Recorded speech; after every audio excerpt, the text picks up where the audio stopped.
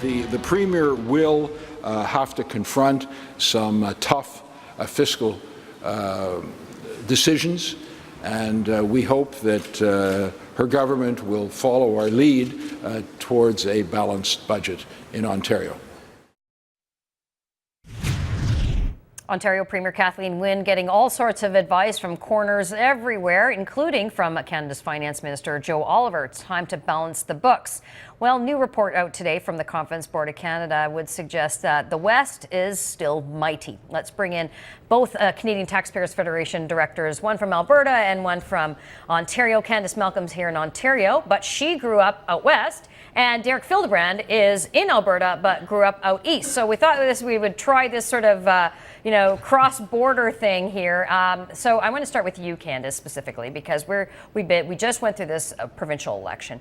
Still, I think there's a lot of jaws that are still being picked up off the floor what has happened. But here's the reality in which Kathleen Wynne is going to have to face. We have one of the largest deficits this province has ever seen. The debt continues to grow by the second, literally. Mm-hmm. And she's going to reintroduce a budget that ostensibly brought them down in the first place. She's got a huge mandate to do so. So let's give a quick preview about what Ontarians can expect and what Canadian taxpayers are going to be paying for.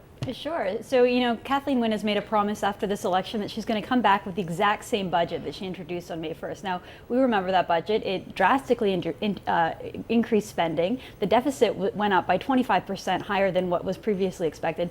Lots of new taxes, hiked taxes all across the board, but, still not enough to address that spending. So I think a lot of voices are really, calling on Kathleen Wynne to sort of address this, fiscal elephant in the room, which is that her government is growing so much faster than the economy, and they really have to get this back on track before they face something more critical, more serious, like another credit downgrade, making those interest payments on the debt more and more expensive, and that of course puts the entire economic recovery in a potential problem, because you can't recover from an economy when you can't even make your debt payments. Derek, no doubt you still have a lot of family and friends here in your home province. It's a very frustrating thing to watch, no doubt about that. Ontario, at one point, the mighty economic engine of this country, falling apart on the financial front year after year.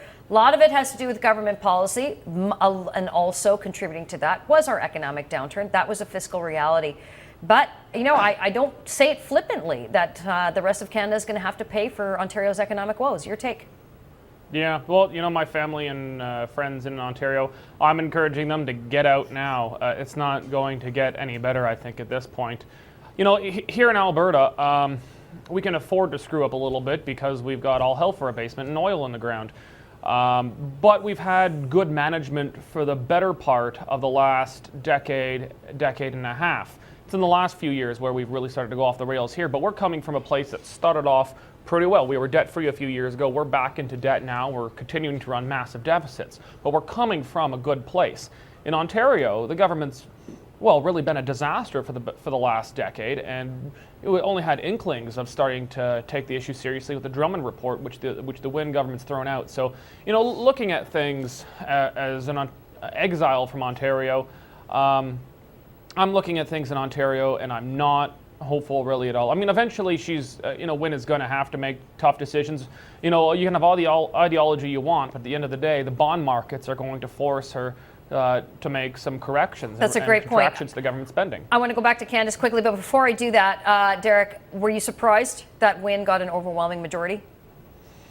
I was, but my predictions were really only as good as the polls. Just I've kind of gotten to the point where I'm looking at Ontario and saying, is this really just an Anglophone Quebec 30 years down the road? We now have one very small and two relatively small provinces in the West carrying the entire country. Confederation is just not sustainable on that basis. I mean, any hopes we've had of trying to reform the equalization program are now completely gone, because the traditional ally of Alberta, Ontario, is now solidly in the have-not camp, and Wynne's only argument has been that Ontario deserves more equalization. Yeah, exactly. Not to reform it. Now, you both were kind enough to give some big suggestions on what are the challenges facing the province of Ontario. Let's bring up the list that you guys have come up with and how to confront many of these. We're talking about soaring hydro prices, rebuilding the economy, controlling government growth and spending. So, Candice, there's a lot there, and that all three of those issues have been problematic since 2003 when Dalton McGuinty first won. It's, even when Ernie Eves took over from Mike Harris and Bob Ray. I mean, this is successive governments. It's just in the last nearly 11 years, it's been exacerbated because of the amount of spending. Yeah, you're absolutely right. And just to go quickly back to what Derek was talking about, unfortunately, it will be taxpayers from the West that lift up Ontario because Ontario is now a have-not province. And it is because of bad management, bad fiscal management for well over a decade now. It did start the last few years of the Conservative government. They just couldn't control government spending. And Dalton McGuinty's idea to make Ontario the cleanest energy economy in the world has completely backfired. Our hydro rates have more than doubled, and that added to the problem of an already fleeing manufacturing sector and a lot of problems after the financial recession. So, we've been dealt a really bad card here in Ontario, but it's absolutely no excuse, and the government policy in reaction has been even worse. So, yes, Kathleen Wynne has been elected with a big majority, and it's going to be in her term that she's going to have to fix this problem. She said over and over again that she plans to have the budget balanced by 2018. Before you can balance a budget, you have to actually rein in spending. You have to control the growth of government, which basically Kathleen Wynne has been campaigning, and her budget says the exact opposite. So, within the next few years, they're going to have a huge wake-up call. It'll be similar to what happened in the mid-90s with the federal Liberals under Jean Chrétien and Paul Martin, where they just didn't have a choice anymore. They believed in big government, they wanted to grow the government, but the debt and those interest payments threatened the very core services that we rely on from government. And and as you say, she said over and over again, she wants to balance it by 17-18.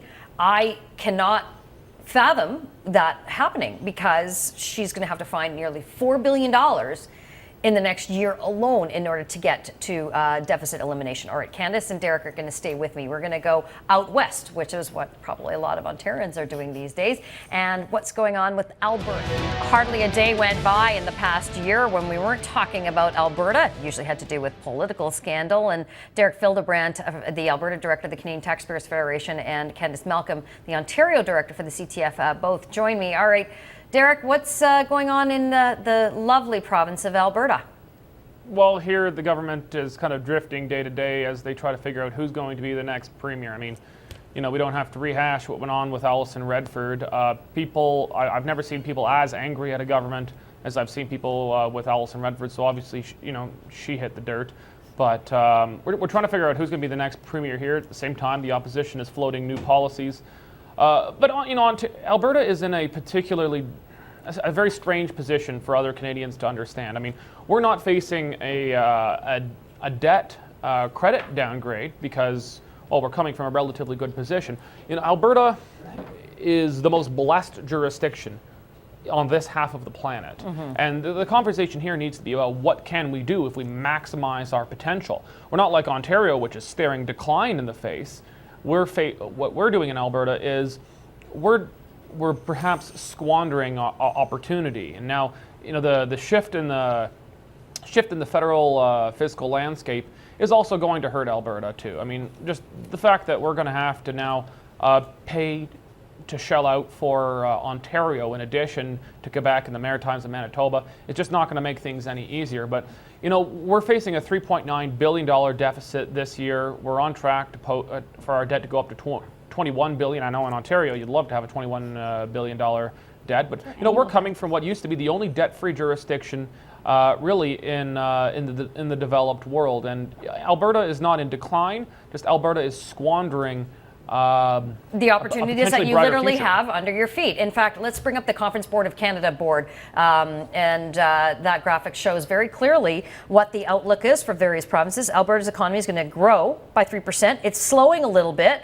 Saskatchewan is slowing, but they still maintain one of the highest unemployment rates. And going out east, Candice, Nova Scotia is seeing a little bit of a bump, but so too was Quebec and Ontario, though it's not nearly enough to help us bounce back. But when we hear someone like Derek talking about $21 billion debt, yeah, That's just the debt. We're inching towards that just on our deficit alone. And I know those are big numbers for the average person, and it's hard to conceptualize and hard to understand. But you spent over a decade in that province, and you see what Derek calls as squandering the opportunity. There's probably no other way to describe it, because Ralph Klein got rid of the debt. Ralph Klein did something amazing, and I'm going to sort of disagree with what Derek, with something specific Derek said. He said that Alberta's been blessed. It isn't just that they've been blessed. Canada is abundant. The entire country is abundant and rich with natural resources. It's just that Alberta had pro-development policies all along. They actually developed their oil sands. They've done it in a responsible way,